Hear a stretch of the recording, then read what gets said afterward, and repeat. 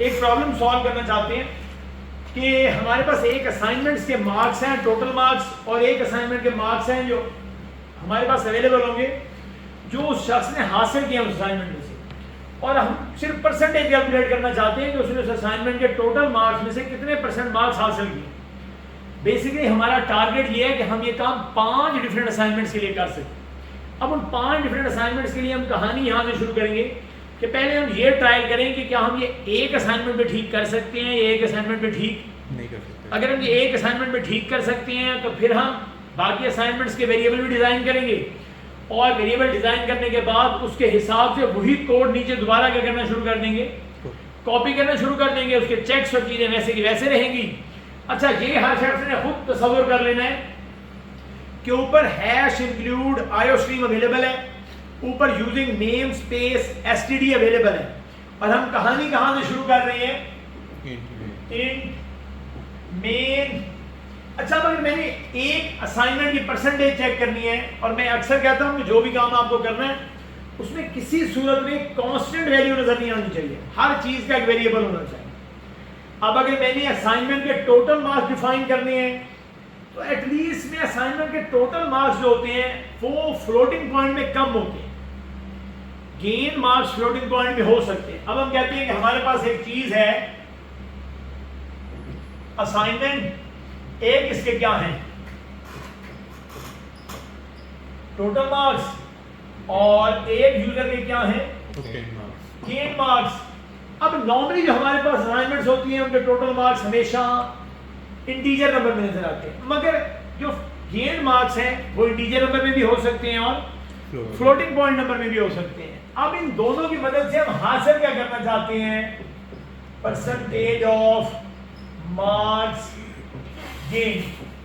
हम ये जो परसेंटेज है ये किसी सूरत में हर वक्त इंटीजर नहीं हो सकती। इससे मुराद ये है कि ये कहानी या फ्लोट से डील होगी या डबल से। अच्छा, अब ये ध्यान रखना है जब भी आपसे कोई जिक्र करे तो इन दोनों में फर्क क्या है। दोनों एक जैसे डाटा को डील कर लेते हैं, मगर जो फ्लोटिंग पॉइंट नंबर है वो पॉइंट के बाद 4, 5, 6 प्लेसेस तक स्टेबल रहता है, उसके बाद उसका रिजल्ट अनस्टेबल होने लग जाता है। जबकि उसके मुकाबले में अगर डबल यूज करेंगे तो वो पॉइंट के बाद 18, 19, 20, 21, 22 चाहे 9 में से ज्यादा हो कम हो, मगर उससे मोर एक्यूरेट रिजल्ट देता है जब कैलकुलेशन और परसेंटेज कैलकुलेट करते हैं। तो हम कोशिश करेंगे कि हम इस सिस्टम के लिए क्या यूज करें, डबल यूज करें। तो अब हमारे पास पहला वेरिएबल बना double assignment 1 underscore total, assignment 1 underscore total underscore marks. उसे मैंने 0.0 से इनिशियलाइज कर दिया। जब भी आपने वेरिएबल बनाना है आपके वेरिएबल की वैल्यू इनिशियलाइज होनी चाहिए, इनिशियलाइजेशन के बगैर नहीं आना चाहिए।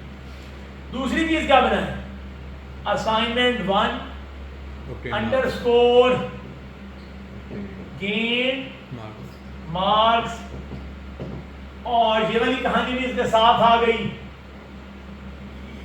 और हम ये वाला अगर मिटा दें तो हमें जरा थोड़ा सा बोर्ड पे स्पेस वापस मिल जाएगी। तो ये वाली कहानी हमने इरेज कर दी है, ये शुरू के अंडरस्टैंडिंग के लिए हमने लिखा था।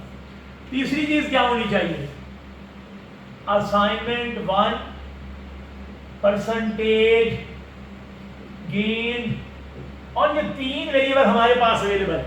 अब कहानी ये है कि जो यूजर है वो मुझे असाइनमेंट 1 के टोटल मार्क्स भी देगा, वो मुझे असाइनमेंट 1 के गेन मार्क्स भी देगा, और मैंने कैलकुलेट क्या करना है, परसेंटेज कैलकुलेट करनी है। परसेंटेज कैलकुलेट करने का तरीकाकार क्या है,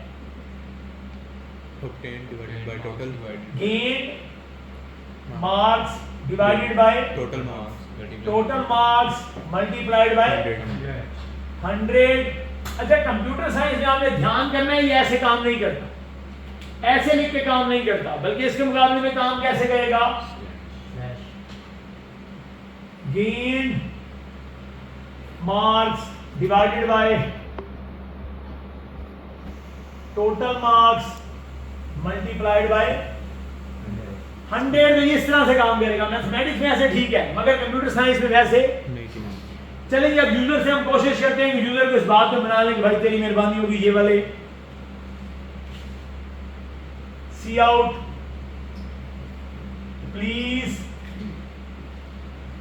enter total and gained marks for assignment 1। अब अगर आप चाहें तो ये दो अलग अलग स्टेटमेंट लिख सकते हैं। पहले एक अलग स्टेटमेंट में क्या लें, टोटल मार्क्स लें, फिर एक अलग स्टेटमेंट में क्या लें, गेन मार्क्स। तो यहां मैंने दो चीजें कॉल की हैं। यहां मैंने क्या चीजें कॉल की हैं, जो चीज मुझे पहले चाहिए उसका वेरिएबल मुझे पहले लिखना है, असाइनमेंट 1 अंडरस्कोर टोटल मार्क्स और असाइनमेंट 1 अंडरस्कोर गेन्ड मार्क्स। अब ये दो वेरिएबल मेरे बन गए हैं, दो वेरिएबल मेरे पास अवेलेबल हैं। अब इसमें क्या क्या इशू आ सकते हैं जब यूजर ये नंबर दे, क्या क्या इशू आ सकते हैं? कोई चेक लगाऊं या ना लगाऊं? नेगेटिव। अब मेरा सवाल ये है कि टोटल मार्क्स पे कोई चेक लगाऊं या ना लगाऊं? टोटल मार्क्स नेगेटिव में नहीं हो सकते। क्या टोटल मार्क्स नेगेटिव में हो सकते हैं? क्या टोटल मार्क्स 0 हो सकते हैं? इससे मुराद है क्या हमने उसे यहां कोई हिंट दिया वो कितने नंबर दे? नहीं। क्या हमने उसे हिंट दिया कि वो नेगेटिव ना दे? क्या हमने उसे हिंट दिया कि वो 0 ना दे? इससे मुराद है कि जब मैंने ये बनाया इसमें चेक लगना चाहिए। इसमें क्या लगना चाहिए? चेक। अब वो चेक क्या है? If assignment 1 underscore total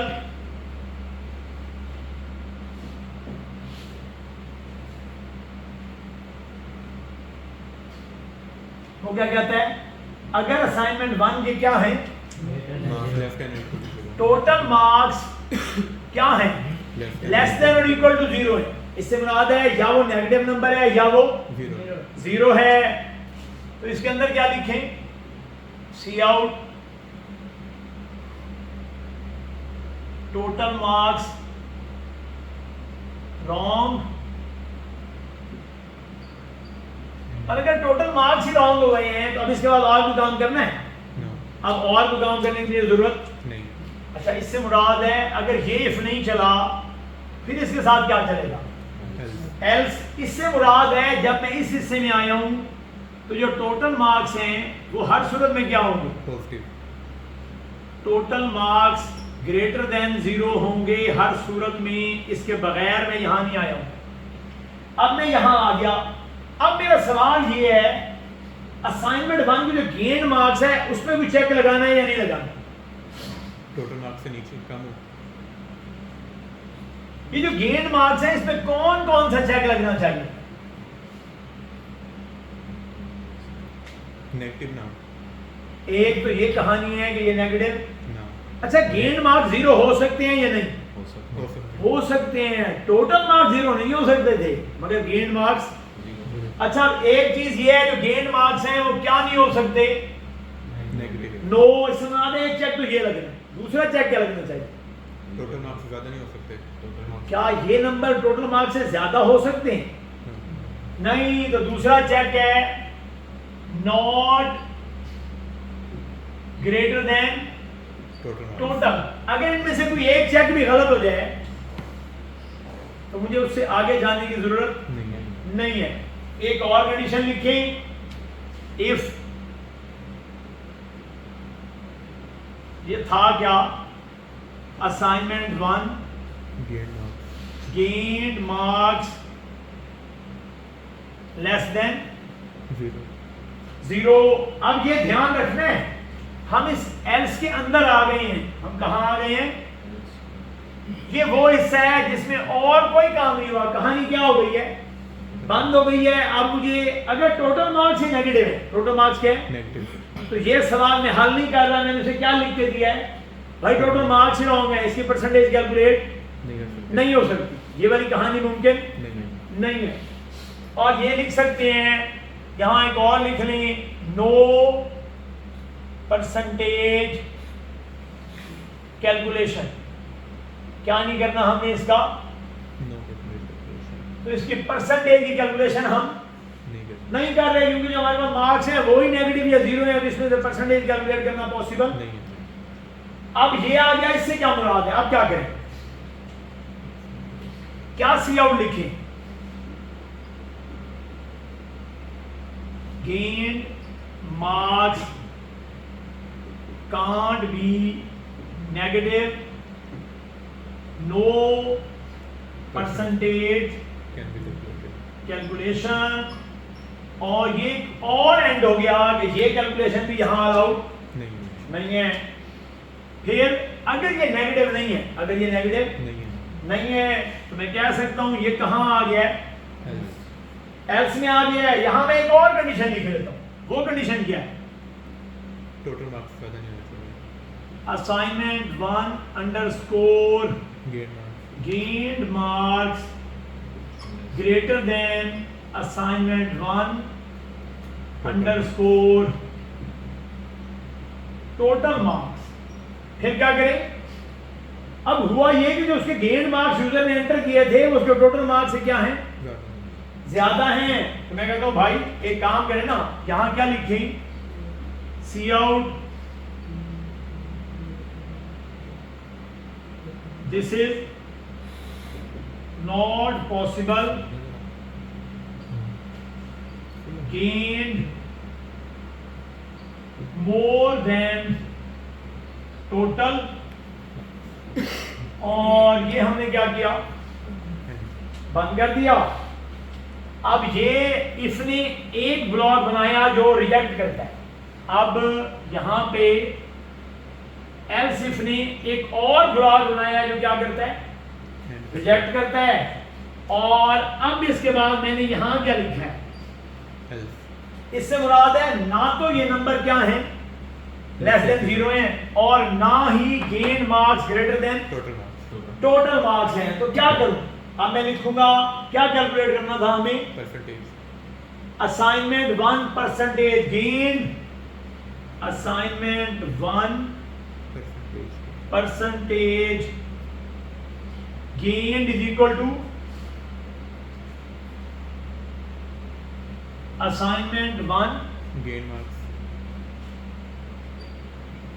gained marks divided by assignment 1 total marks, divided by assignment 1 total marks multiplied by 100 लिखें या आदत बना लें 100.0 लिख लें, ताकि अगर कोई और मसला हो रहा हो परसेंटेज कैलकुलेशन में तो 100.0 की वजह से वो वापस फ्रैक्शनल नंबर में चला जाए, इंटीजर नंबर में ना रहे। तो अब हमारे पास ये वैल्यू आ जाएगी, अब हमारे पास ये वैल्यू आ जाएगी। अब हम लिख सकते हैं इस वैल्यू के साथ, क्या लिखें, cout assignment 1 total marks are, क्या लिखूं, असाइनमेंट 1 टोटल मार्क्स। अब मुझे स्क्रीन पे क्या लिखा हुआ नजर आएगा, डबल कोट्स के अंदर मुझे ये लिखा हुआ नजर आएगा, असाइनमेंट 1 टोटल मार्क्स आर, ये डबल कोट्स खत्म हो गया, लेस देन, और फिर मैंने उस वेरिएबल का नाम लिखा है असाइनमेंट 1 टोटल मार्क्स। अब मैं इसके आगे इसकी अगली लाइन लिख सकता हूं, उसमें क्या लिखूं, assignment 1 gain marks, assignment 1 gain marks, gain marks are, एक बार फिर मैंने ये एंड किया, और असाइनमेंट 1 गेन मार्क्स। हम चाहें तो इसे अलग अलग लाइन पे क्या कर सकते हैं, print, एंडल लिखते जाएंगे तो ये अलग अलग लाइन पे क्या होता जाएगा, शिफ्ट होता चला जाएगा, ताकि हमें अलग अलग लाइन पे इसे लिखने में आसानी हो। और तीसरी चीज इसमें क्या लिखें, assignment 1 percentage, cout assignment 1 percentage gain, gain percentage is, variable का नाम क्या था, assignment 1 percentage gain, assignment 1 percentage gain percentage लिख लें या परसेंटेज गेन लिख लें, वो आपकी मर्जी, आप क्या लिख लें। अब यहां क्या हुआ, ये वाला एल्स क्या हो गया बंद, ये डब्बा है। अब ये मैंने ये वाला एल्स लिखा है, ये एल्स भी बंद होना है, ये एल्स क्या होना है बंद होना। अब ये लाइन यहां तक आ रही थी तो मैं यहां ले आया, ये वाला एल्स क्या हुआ है बंद हो गया। इसके साथ इससे बाहर क्या बंद होना चाहिए इंट में मेन। अब ये मेरी वाली कहानी क्योंकि एंड तक चली गई थी तो इसके नीचे हम लाइन लिखेंगे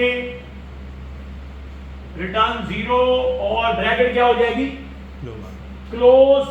तो ये बाहर वाला मेन है, ये एक इफ है, ये एक बड़ा एल्स है और उसके अंदर 3 डिफरेंट कंडीशन है जो मैच हो रही हैं।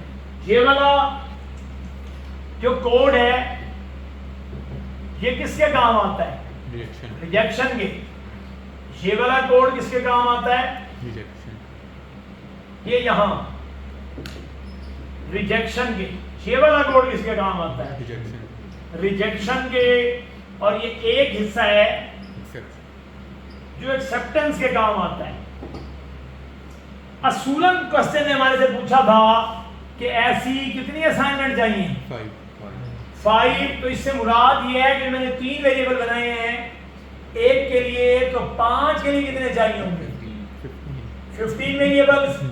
फिर उन 15 वेरिएबल्स के लिए मुझे ऐसी 5 अलग अलग इनपुट स्टेटमेंट का सेट चाहिए कि वो लिखे please enter total gain marks for assignment 1, उसकी वैल्यू ले ले। फिर लिखे please enter total and gain marks for assignment 2, फिर 3, फिर 4, फिर 5। ये हो गया।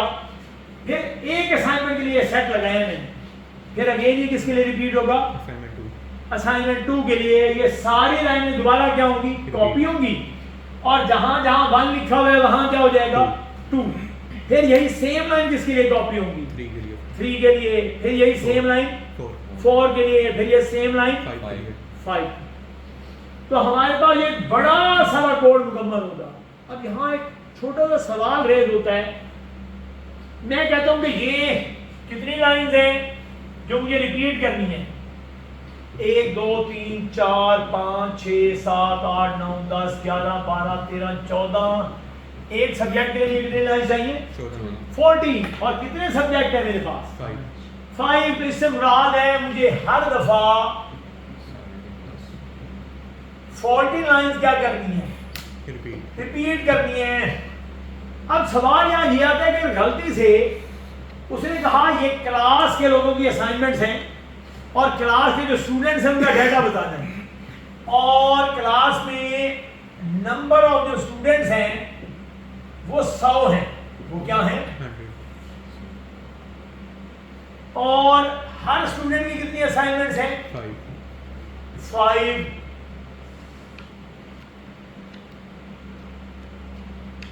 इससे मुराद है हर बंदे के लिए मुझे कोई 80-85 लाइन का कोड चाहिए और फिर 100 के लिए क्या चाहिए 8000 से 8500 लाइन का कोड चाहिए इसको सॉल्व करने के लिए। क्या कोई नया कोड लिखना पड़ेगा नहीं। अब ये जो कहानी assignment 1 assignment 2 assignment 3 assignment 4 assignment 5 थी, अब इससे पीछे मुझे एक और चीज लिखनी पड़ेगी student 1 assignment 1, student 1 assignment 2, student 1 assignment 3, student 1 assignment 4, student 1 assignment. यानी अगर मैं इसके वेरिएबल डिफाइन करना चाहूं कि मेरे पास 100 डिफरेंट स्टूडेंट्स हो, अगर मेरे पास 5 डिफरेंट असाइनमेंट्स हैं, फिर ये वेरिएबल कैसे डिफाइन होंगे assignment 1 underscore, assignment 2 underscore, assignment 3 underscore, assignment 4 underscore and assignment 5। और हर एक में 3 किस्म के वेरिएबल हैं। ऐसे ही होगा ना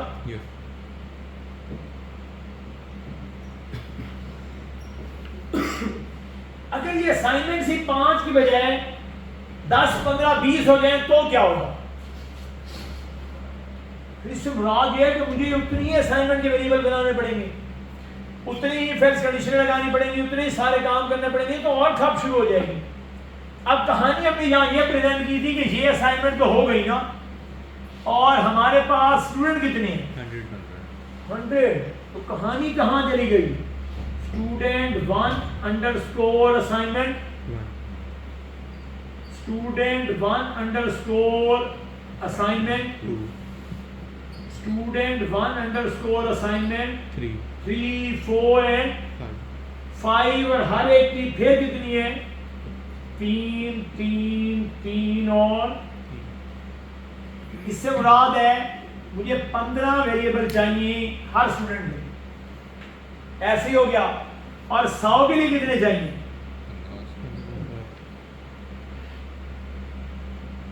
1500 वेरिएबल बनने में चाहिए। और सेम कोड कॉपी हो रहा है, सेम कोड क्या हो रहा है? कॉपी हो रहा है। हम कोशिश करेंगे इस बात को भी अंडरस्टैंड कर सकें कि सेम कोड जब कॉपी हो रहा हो तो ये किस चीज को हिंट कर रहा है, हमें क्या करना होगा। यहां तक के लिए